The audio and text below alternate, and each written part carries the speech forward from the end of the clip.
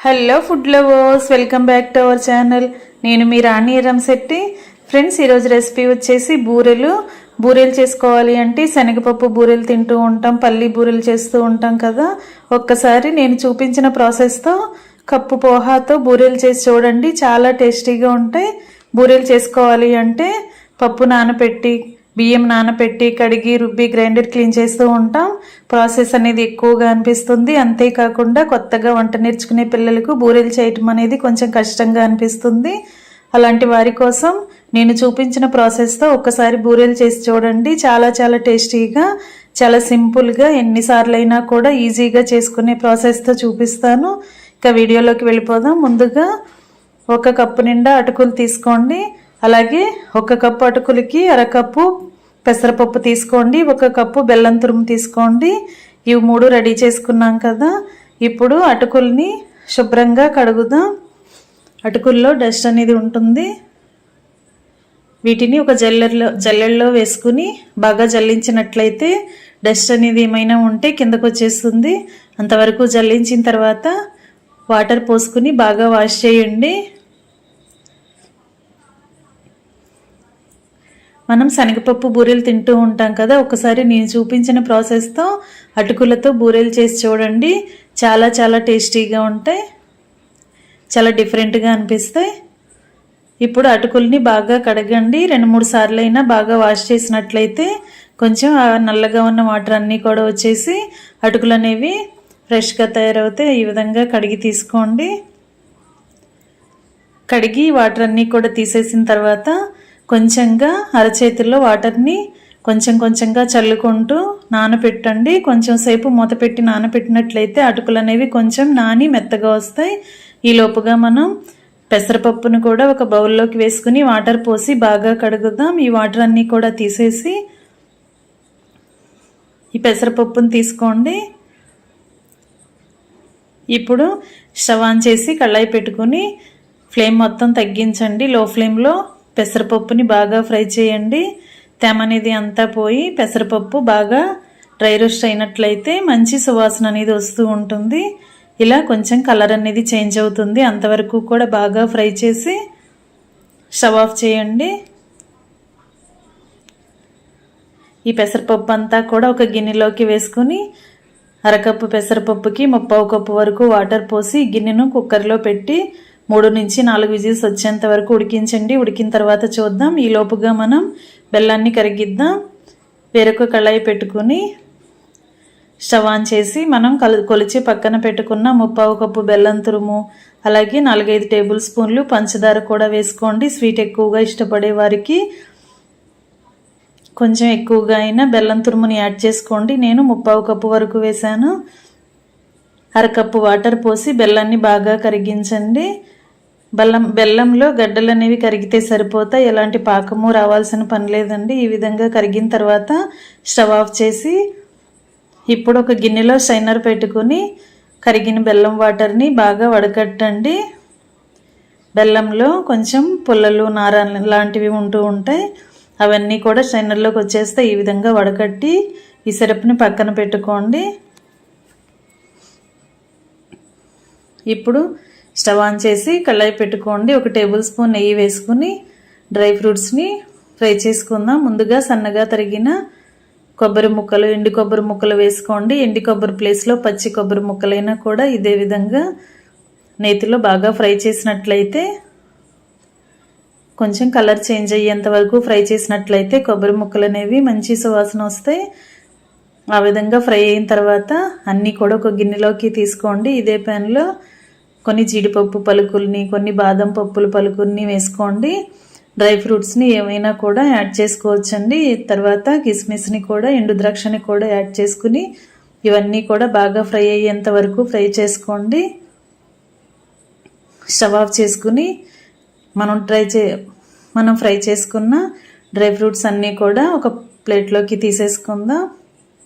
ఇప్పుడు 4-5 విజిల్స్ వచ్చిన తర్వాత పప్పుని ఇలా పప్పు గుత్తితో లైట్గా మ్యాష్ చేసుకోండి. మరీ ముద్దపప్పులాగా కాకుండా కొంచెం పలుకులు కానీ ఉండేలా మ్యాష్ చేసుకుని స్టవ్ ఆన్ చేసి కళాయి పెట్టుకోండి. ఇప్పుడు మెదుపుకున్న పెసరపప్పుని కళాయిలో వేసేసుకుని అలాగే వడగట్టుకుని పెట్టుకున్న బెల్లం సిరప్ను కూడా కళాయిలో వేసేసుకుని మనం శుభ్రంగా వాటర్తో కడిగి ఒక 10 నిమిషాలు నానబెట్టిన అటుకుల్ని కూడా కళాయిలో వేసేసుకుందాం. ఇవి 3 కూడా బాగా కలిసేంత వరకు గరిటెతో కలపండి. పెసరపప్పు అలాగే బెల్లం సిరప్ అలాగే అటుకులు కూడా మొత్తం అన్నీ బాగా కలిసిపోయి బాగా ఉడుకుతూ పాకం అనేది చిక్కబడి ముద్దలాగా స్వీట్ అనేది దగ్గరగా ఉడకాలి. అంతవరకు కూడా ఉడికిద్దాం. గరిటెతో కలుపుకుంటూ ఎప్పటికప్పుడు ఇలా కలుపుకుంటూ ఉడికించండి. అడుగున అంటుకుపోకుండా కలుపుతూ ఉడికించండి.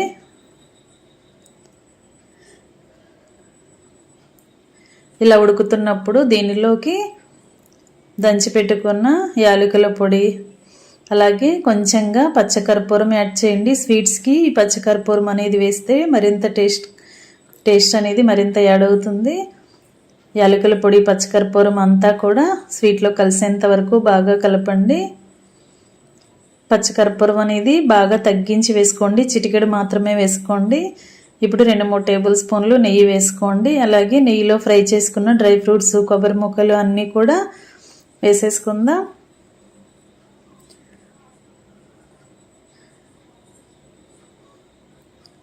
ఇవన్నీ కూడా యాడ్ చేసుకున్నాం కదా. ఇప్పుడు స్వీట్ని బాగా ఉడికిస్తూ వాటర్ అనేవి ఏమీ లేకుండా స్వీట్ అనేది ముద్దలాగా గట్టిగా ఉడకాలి, దగ్గరగా ఉడకాలి. అంతవరకు కూడా ఉడికించండి. ఇది ఎండు కొబ్బరి తురుమండి. 2-3 టేబుల్ స్పూన్లు వేసాను.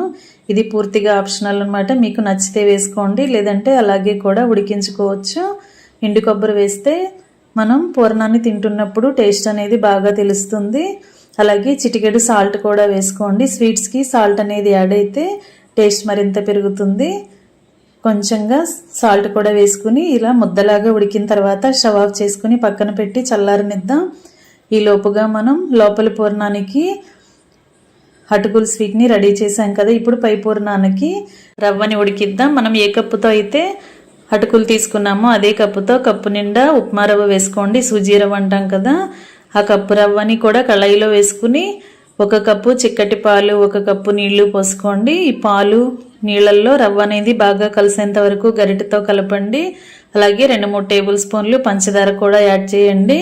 అలాగే 2 టేబుల్ స్పూన్లు నెయ్యి కూడా యాడ్ చేసి ఈ రవ్వ పాలు వాటర్లో నెయ్యి పంచదార అంతా కూడా బాగా కలిసేంత వరకు కలుపుకొని స్టవ్ ఆన్ చేసి కళాయిని స్టవ్ మీద పెట్టి ఉడికించండి. ముందుగానే మనం రవ్వని పాలల్లో కలిపి బాగా కలిపిన తర్వాత మాత్రమే కళాయిని స్టవ్ మీద పెట్టి ఉడికించాలండి.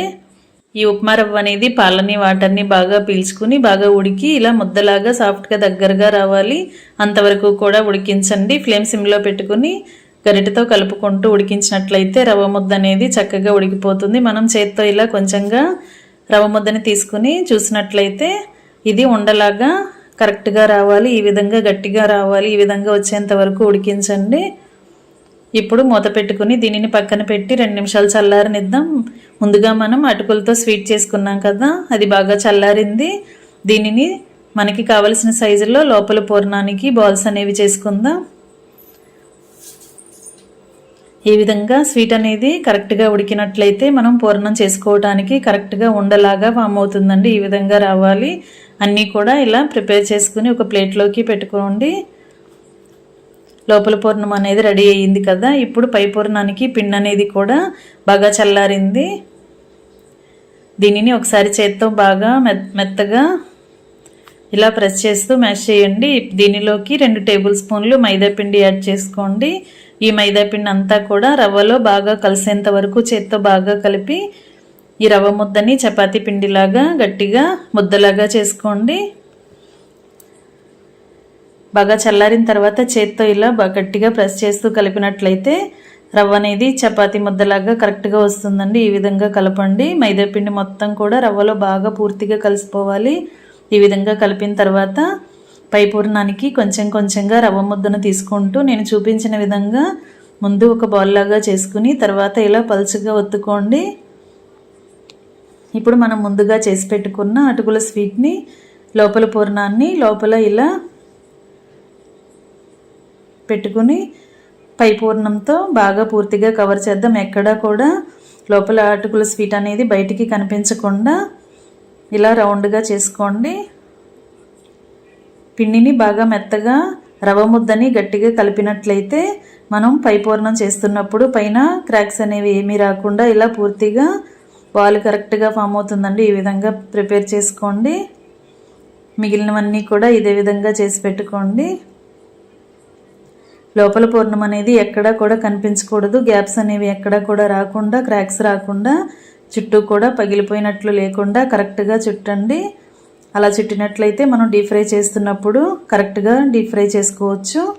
లేదంటే లోపల పూర్ణం అంతా కూడా ఆయిల్లోకి వచ్చేస్తూ ఉంటుంది. ఈ విధంగా చేసిన తర్వాత స్టవ్ ఆన్ చేసి కళాయి పెట్టి డీప్ ఫ్రైకి సరిపడా ఆయిల్ పోసుకోండి. ఆయిల్ మీడియం ఫ్లేమ్లో కాగిన తర్వాత రెడీ చేసి పెట్టుకున్న పూర్ణాలని ఆయిల్కి పట్టినన్ని వేసుకుని గరిటెతో కలుపుకుంటూ రెండు వైపులా కూడా కరెక్ట్గా క్రిస్పీగా ఫ్రై అయిన తర్వాత ఆయిల్ నుండి తీసేయండి. ఇలా ఆయిల్ నుండి తీసేయండి. ఇదే విధంగా మిగిలిన వాటిని కూడా డీప్ ఫ్రై చేసుకుని కంప్లీట్ అయిన తర్వాత స్టవ్ ఆఫ్ చేసుకుని వేడివేడి బూరెలను సర్వ్ చేసుకోవటమే. పండుగల సందర్భంలో మనం ఎక్కువగా ఇలా బూరెలను చేస్తూ ఉంటాం కదా, అలాంటప్పుడు టైం అనేది సరిపోదు. అలాంటప్పుడు ఇలా బూరెలను ఈ ప్రాసెస్తో ప్రిపేర్ చేసి నైవేద్యంగా సమర్పించవచ్చండి. అలాగే అంతేకాకుండా కొత్తగా వంట నేర్చుకునే పిల్లలకి కూడా ఈ ప్రాసెస్ అనేది చాలా చాలా ఈజీ అవుతుంది. టేస్ట్ కూడా మరింత నచ్చుతాయి. మీ అందరికీ కూడా ఈ రెసిపీ నచ్చినట్లయితే లైక్ చేయండి. మరొక రెసిపీతో మళ్ళీ కలుద్దాం. Thanks for watching. నేను మీ రాణి ఎర్రంశెట్టి.